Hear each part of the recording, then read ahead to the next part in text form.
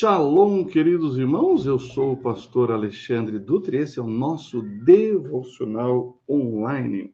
Hoje vamos falar sobre a segunda multiplicação dos peixes e dos pães pelo Senhor Jesus no meio de um deserto. Então, realmente é algo assim extraordinário. Para isso, eu convido você a abrir a sua Bíblia lá no Evangelho de Marcos, capítulo 8, e nós vamos ler os versículos de 1 a 9. E eu peço que você também abra somente seu coração para receber mais uma porção da palavra de Deus. Naqueles dias, havendo uma grande multidão e não tendo o que comer, Jesus chamou a si os seus discípulos e disse-lhes: Tenho compaixão da multidão, porque há já 3 dias que estão comigo e não tenho o que comer. E se os deixar ir em jejum para suas casas, desfalecerão no caminho, porque alguns deles vieram de longe. E os seus discípulos responderam-lhe: De onde poderá alguém satisfazê-los de pão aqui no deserto? E perguntou-lhes: Quantos pães tendes? E disseram-lhe: 7. E ordenou à multidão que se assentasse no chão, e tomando os 7 pães, e tendo dado graças, partiu-os, e deu-os aos seus discípulos para que os pusessem diante deles, e puseram-nos diante da multidão.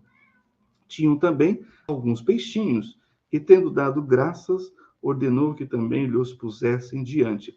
E comeram e saciaram-se, e dos pedaços que sobejaram, levantaram 7 cestos.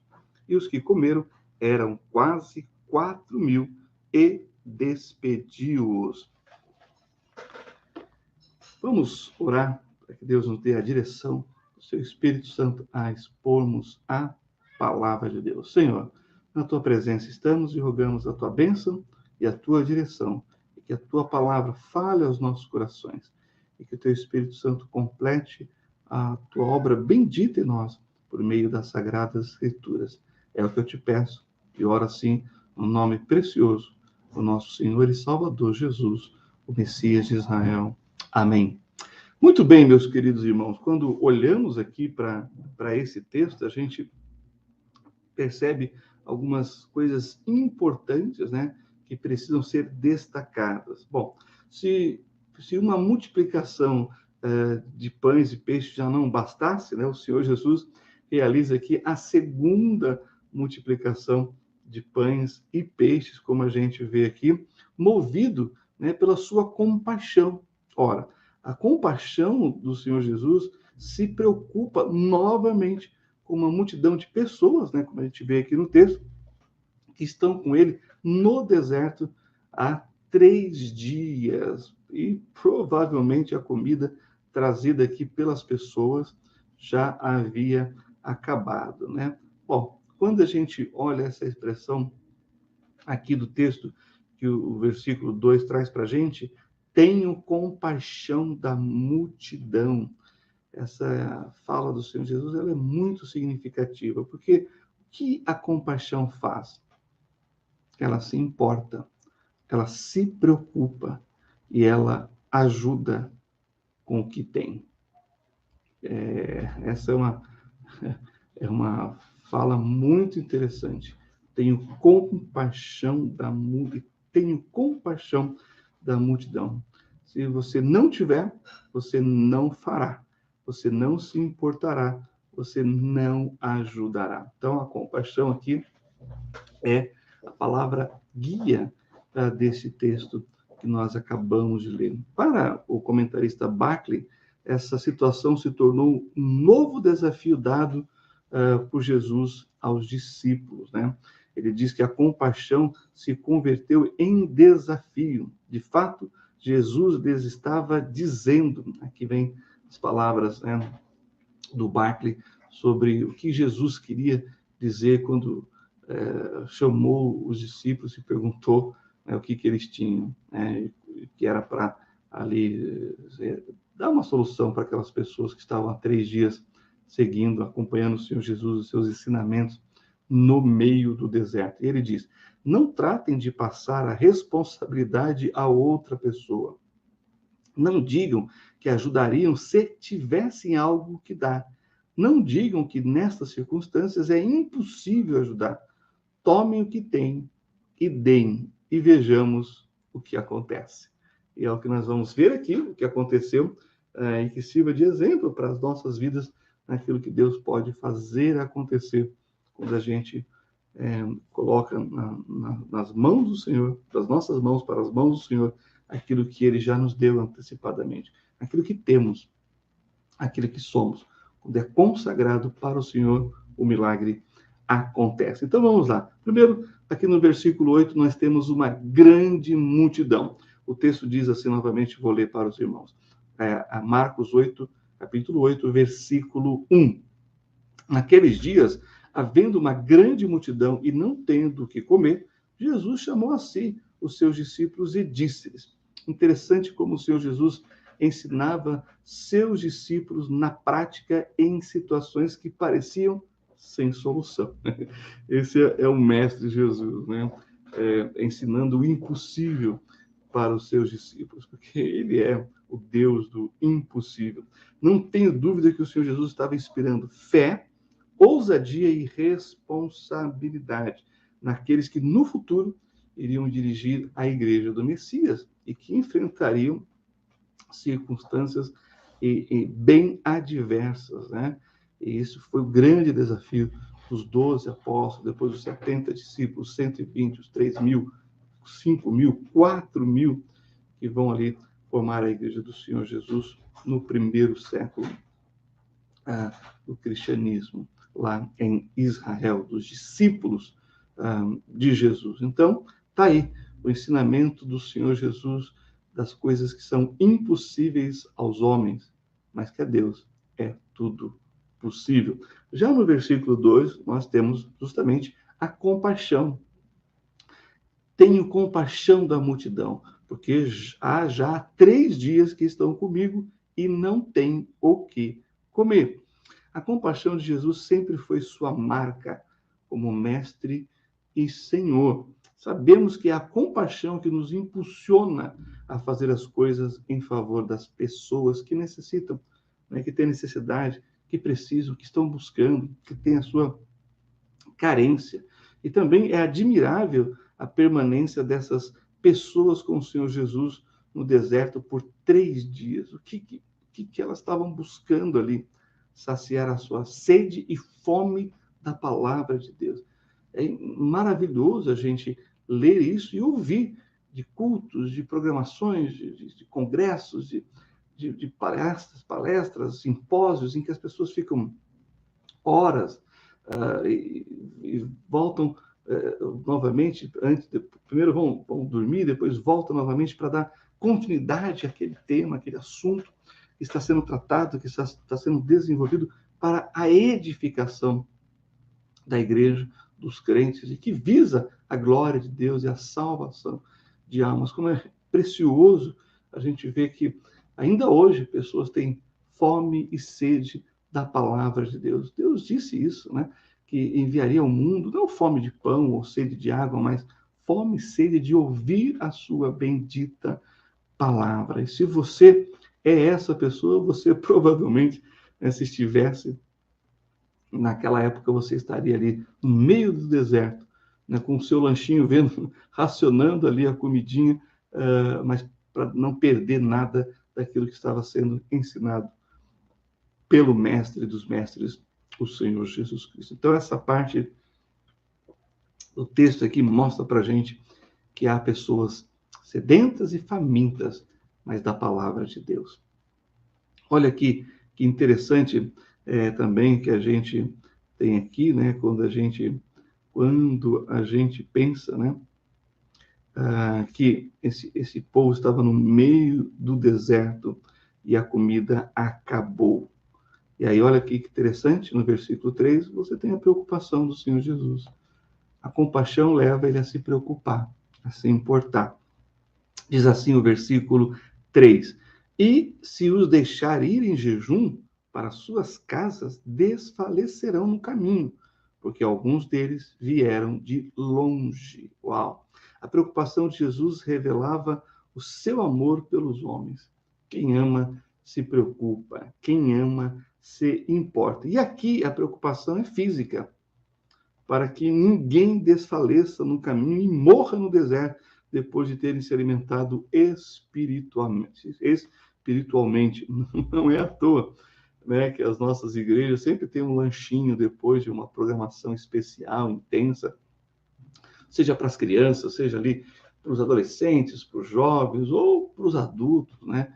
Quando a gente faz esses eventos das mulheres, dos homens, dos jovens, e ali o pessoal chega mais cedo para preparar, para organizar, para ensaiar, e aí são horas que se passam, né? Até o culto, depois mais ali as horas do culto, e depois nós temos sempre um lanchinho, né? Para não despedir ninguém, né, de estômago vazio. Ou pelo menos um lanchinho que dá as condições para as pessoas chegarem em casa e ali fazerem a sua comidinha. Então, essa é a preocupação que nós temos, porque essa era a preocupação que Jesus tinha.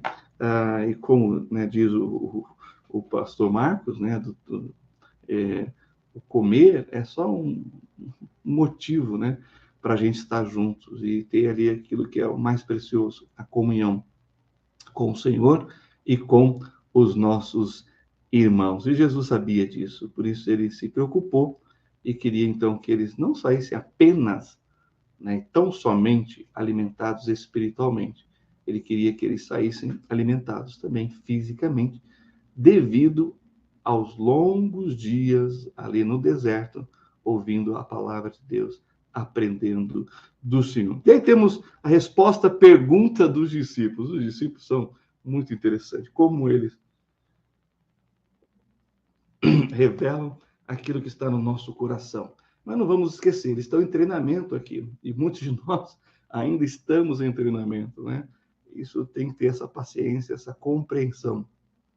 Alguns já passaram por isso, outros estão começando agora, outros estão no meio do processo de aprendizagem, né? E nós, olhando, né, falando bem da verdade, nós nunca terminaremos esse processo de aprendizagem aqui, né? Só quando estivermos na glória com o Senhor, porque assim como Ele é, nós seremos, no sentido de teremos a revelação completa de tudo aquilo que foi dito, predito nas Sagradas Escrituras. Vamos entender, de fato, muitas coisas das quais ainda hoje a gente não entende plenamente, mas pela fé cremos, obedecemos e realizamos as coisas de Deus. Mas a resposta à pergunta dos discípulos está aqui, no versículo 4. E os seus discípulos responderam-lhe: de onde poderá alguém satisfazê-los de pão aqui no deserto? Bom, o Senhor Jesus perguntou o que eles tinham e que era para, né, resolver a situação. Eles respondem fazendo uma pergunta, não, eles não estão dando a solução. Eles estão destacando o problema, e aliás, um problemão, porque estão no deserto, não estão nem numa cidade, numa vila, num vilarejo, né? E sem contar a quantidade das pessoas, a multidão, né? O texto diz multidão. Já vamos ver que eram quase 4.000 pessoas, então não é realmente brincadeira. Mas os discípulos não conseguem ver a solução, eles conseguem apenas ver o problema. E aí, olha só, a memória curta dos discípulos é o que é revelado aqui. Lembra, o Senhor Jesus já tinha feito uma multiplicação para 5.000 homens, fora as mulheres e crianças. Tá? Então, a memória curta é realmente uma característica não só do povo brasileiro, mas vem lá do povo, né, judeu na Bíblia. Por isso, não é à toa, né, que o método judaico de ensino era e é ainda a repetição. É o repetir, é o fazer de novo, mais uma vez. É a disciplina do atleta, é a disciplina do soldado, né? Fazer exaustivamente para quando você precisar, aquilo seja espontâneo, seja natural, você faça de forma mais automática, mais rápida e eficiente. Uma vez que você treinou várias vezes, você ouviu mais de uma vez, até que entre, até que você compreenda aquilo que foi ensinado e que você seja capaz de repetir, ou seja, de praticar, de fazer. E ao repetir, o Senhor Jesus quer fixar na mente e no coração de seus discípulos tudo aquilo que ele é e pode fazer. Ou seja, quem ele é e o que ele pode fazer, tudo. Porque ele é o Deus Emanuel, Deus conosco. Essa é a grande verdade aqui. Ele está treinando, ele está repetindo, ele quer que entre e fique na mente, né, na parte racional, da gente refletir, e também no coração, na parte do sentimento, daquilo que vai nos impulsionar a colocar o cérebro para pensar e buscarmos ali em Deus a solução. Bem, o que tendes é a pergunta que salta no versículo 5 e versículo 7. Olha só, diz assim: e perguntou-lhes, quantos pães tendes? E disseram-lhe, 7. Tinham também alguns peixinhos, e tendo dado graças, ordenou que também lhes pusessem diante. O que tendes é a pergunta aqui. É interessante notar que o Senhor Jesus sempre pergunta o que os discípulos têm, nunca o que eles não têm. Parece óbvio isso, mas é necessário ser repetido aqui, pois Deus, no mundo, opera a partir do que nós temos, independente se é pouco aos nossos próprios olhos, mas sempre a partir do que temos. Ou seja, não podemos compartilhar se não tivermos recebido antes. E aqui o Senhor está dizendo que Ele sempre dará para que você possa compartilhar, seja muito, né, aos nossos olhos, ou pouco aos nossos olhos. Sempre teremos para compartilhar. E se não temos, é para que outros compartilhem conosco, né? É uma via de mão dupla. Você recebeu, então você compartilha. Essa é a ideia. Pois é a partir do que temos que ele opera a abundância, o milagre. É a sementinha da mostarda que produz uma frondosa árvore, como o Senhor Jesus disse, né? Ou seja, mesmo que seja pequena a sua fé, ela aplicada nele dá muitos frutos, né? Essa que é a verdade. Bem, então a pergunta é, o que você tem? Não para os discípulos agora, mas para você, que também é um discípulo, né? Uma discípula do Senhor Jesus. Bom, Moisés tinha uma vara, e com isso ele abriu o Mar Vermelho. Davi tinha pedras, 5 pedras, e com isso ele derrotou o gigante. A viúva tinha uma botija de azeite e uma dívida tal que iriam levar os seus filhos como escravos. E você sabe, Deus multiplicou o azeite, ela pagou a dívida e ainda montou o seu próprio negócio de industrialização de azeite, né? Porque o Senhor operou esse milagre a partir do que essas pessoas tinham. Então, eu volto com a pergunta, o que você tem? O que Deus colocou nas suas mãos? Tem um propósito nisso tudo. E olha só, os versículos 6, 8 a 9, o Senhor Jesus faz com que seja organizado para ser distribuído, ou seja, organizar para distribuir os grupos para receberem dos pães e dos peixes. Diz assim o texto bíblico: e ordenou à multidão que se assentasse no chão, e tomando os 7 pães e tendo dado graças, partiu-os e deu-os aos seus discípulos para que os pusessem diante deles, e puseram-nos diante da multidão, e comeram e saciaram-se, e dos pedaços que sobejaram, levantaram 7 cestos, e os que comeram eram quase 4.000, e despediu-os. Vamos lá, então. Eles tinham 7 pães e alguns peixes. Tinham alguma coisa. Pouco aos olhos dos homens, mas para Deus o suficiente para se fazer o milagre. Juntaram e trouxeram ao Senhor Jesus, né, que orou e agradeceu. Bem, tudo começa com a oração. Não saia de casa sem orar. Não levante da cama sem antes orar. Pode ser uma oração curta, uma oração longa, não importa. O importante é orar. Não saia para o trabalho sem orar. Não vá tomar decisões antes de orar diante de Deus, né? E aqui, um coração grato a Deus nos leva a compartilhar. Por isso que o Senhor Jesus, ao receber aquelas coisas, orou e deu graças. Ele agradeceu ao Deus Pai, porque ainda tinham ali 7 pães e alguns peixinhos. Bom, compartilhar é dividir. E olha só, o resultado foi maravilhoso, porque o texto diz que comeram e saciaram-se. Bom, talvez eles estivessem com fome, né? E você sabe que a fome é o melhor chefe de cozinha. Faz pão e peixe no meio do deserto parecer um grande banquete. Essa que é a verdade. Mas o importante é, de fato, saciar a fome, comer e saciar a fome. E os 7 cestos e os quase 4.000 saciados aqui mostra que o Senhor é o Criador de tudo. Ele fez surgir daquilo que tinha, né, muito mais do que podia.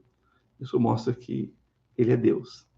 Quem multiplica, quem cria do nada, quem faz as coisas acontecerem, existir, daquilo que não é, só o Senhor Jesus.